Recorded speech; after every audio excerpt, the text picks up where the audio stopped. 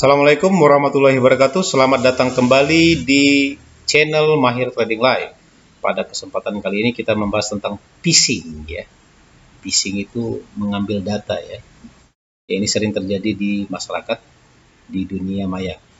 Oke, sebelum kita mulai pembahasan, mohon dibantu like, komen, subscribe, dan share agar channel ini dapat terbangun ke depannya. Oke, go to slide.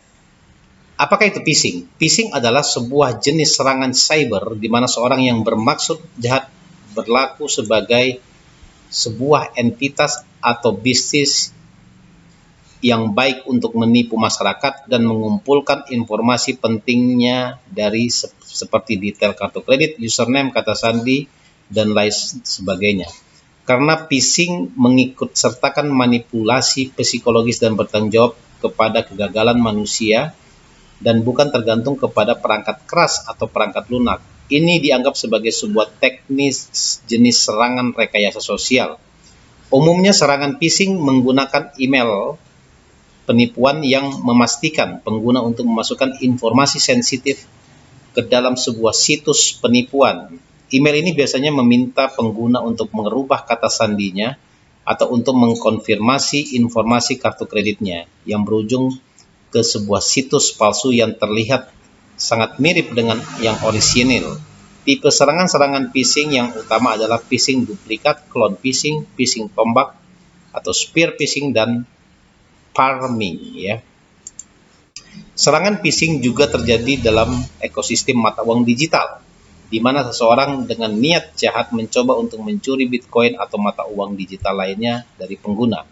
Contohnya, ini mungkin dilakukan oleh seorang penyerang di mana mereka membuat situs menyerupai yang orisinil dan merubah alamat dompet yang tertera menjadi milik mereka, memberikan pengguna bahwa mereka membayar kepada penyedia layanan yang benar, di mana pada kenyataannya uang mereka sedang dicuri ya. Nah, ini phishing, ini bahaya ya. Banyak kejadian sekarang di koin-koin tertentu atau di exchanger tertentu ya, dengan menggunakan website palsu ya. Apa saja jenis-jenis phishing? Ada banyak macam jenis phishing yang biasanya disesuaikan dengan target, sasaran, dan aspek serangan di bawah. Aspek serangan di bawah ini beberapa contohnya umumnya. Phishing duplikat, clone phishing. Seseorang penyerang akan menggunakan email yang sudah pernah dipakai dan resmi dan menyalin isinya ke sebuah email yang menyerupai dengan tautan ke sebuah situs yang jahat. Penyerang mungkin mengakui bahwa ini adalah tautan yang benar dan terbaharui. Mungkin juga menyatakan bahwa yang lama sudah kadaluarsa. Phishing tombak atau spear phishing. Jenis serangan ini terfokus pada satu orang atau satu institusi yang sudah dikenal oleh kalangan luas. Phishing tombak lebih rumit dibandingkan dengan jenis phishing lainnya, dikarenakan jenis ini lebih terarah. Ini berarti penyerang harus sebelumnya mencari informasi tentang korban, contohnya nama teman atau keluarga. Dan dengan tersebut membuat sebuah pesan di mana tugasnya adalah memastikan korban pergi ke sebuah situs jahat atau mengunduh file jahat ya. Pharming. Penyerang akan meracuni riwayat DNS di mana secara praktis akan membawa pengunjung untuk pergi dari situs yang sah ke situs yang palsu yang sudah disiapkan oleh penyerang. Ini adalah jenis yang paling berbahaya dikarenakan riwayat DNS adalah di luar kontrol pengguna dan membuat pengguna tidak dapat melindungi dirinya. Walling adalah sebuah jenis phishing tombak yang menargetkan orang-orang kaya atau orang-orang penting seperti CEO atau pejabat pemerintahan.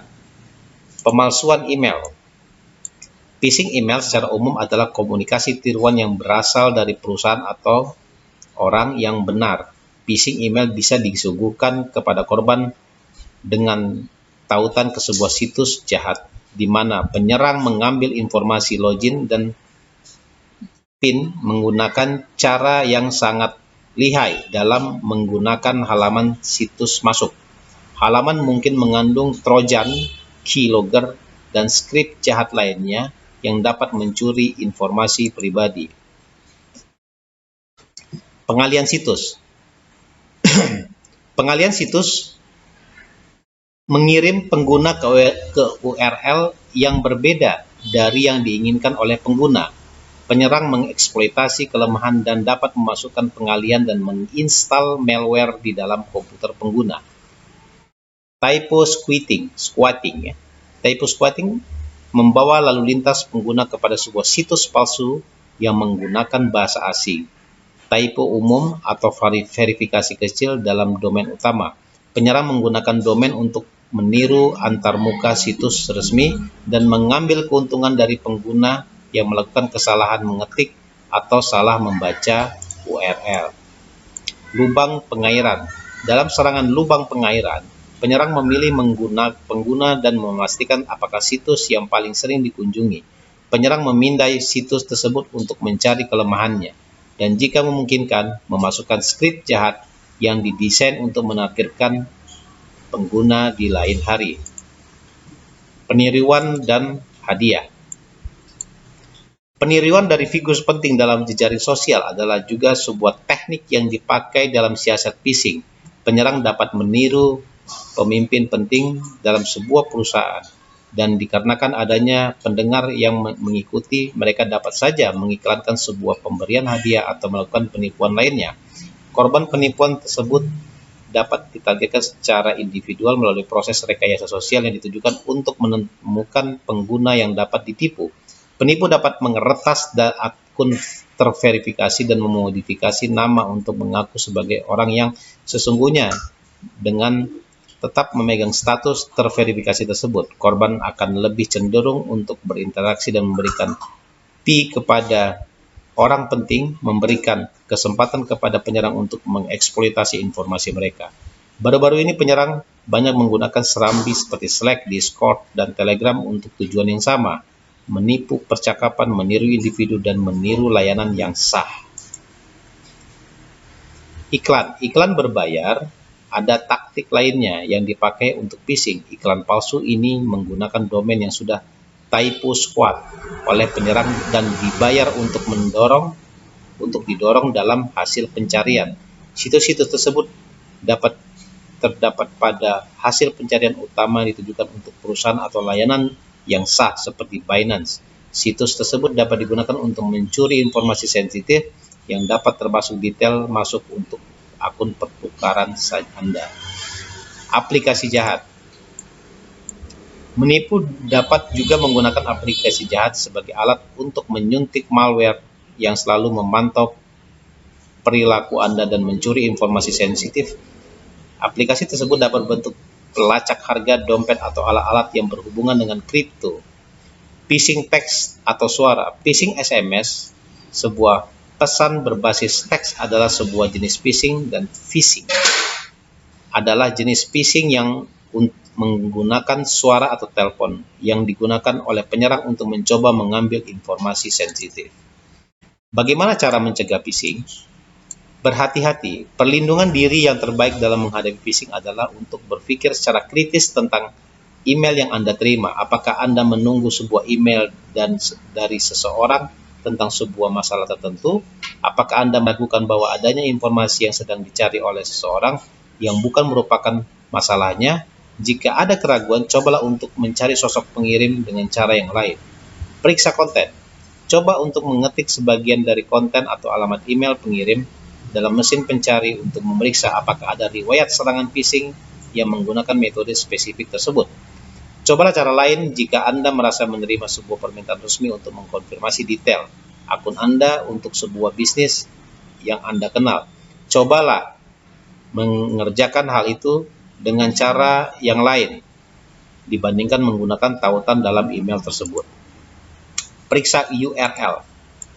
Bawa mouse Anda dan ambangkan di atas tautan tanpa mengklik tautan tersebut untuk memeriksa apakah situs tersebut diawali dengan HTTPS dan bukan hanya HTTPS. Catatan ini saja tidak menjamin bahwa situs adalah resmi. Periksalah URL secara jelas untuk penyalaan eja, karakter yang aneh, atau keanehan lainnya. Jangan membagikan kunci pribadi Anda atau password.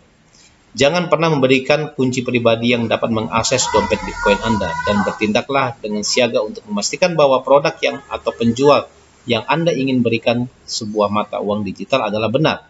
Perbedaan menggunakan kripto dengan kartu kredit adalah tidak adanya otoritas sentral untuk membatalkan sebuah transaksi. Jika Anda gagal mendapatkan layanan atau barang yang sudah disetujui, ini mengapa Anda harus bertindak lebih hati-hati dalam melakukan transaksi mata uang digital. Yang terakhir, konklusi. Kesimpulan, phishing adalah sebuah serangan yang paling luas tersebar dan banyak sekali teknis penyerangan cyber, di mana filter email yang ditawarkan oleh pelayanan umum melakukan pekerjaan yang baik dalam memfilter penipuan dibandingkan dengan pesan yang asli. Setiap orang tetap harus waspada dan mempertahankan garis pertahanan. Berhati-hatilah terhadap semua cobaan untuk mendapatkan informasi sensitif dan pribadi Anda. Jika mungkin, konfirmasi dahulu melalui bentuk komunikasi lain dari apa yang digunakan oleh pengirim untuk memastikan bahwa permintaan tersebut adalah benar adanya. Hindari mengklik tautan dalam email yang memiliki perhatian keamanan dan berkunjunglah kepada situs tersebut dengan sendirinya. Perhatikan juga kata HTTPS dalam sebuah URL, dan berhati-hatilah senantiasa dengan transaksi mata uang digital, dikarenakan transaksi yang sudah terjadi tidak dapat diputarbalikan atau dibatalkan jika penjual tidak menghormati perjanjian yang sudah dibuat.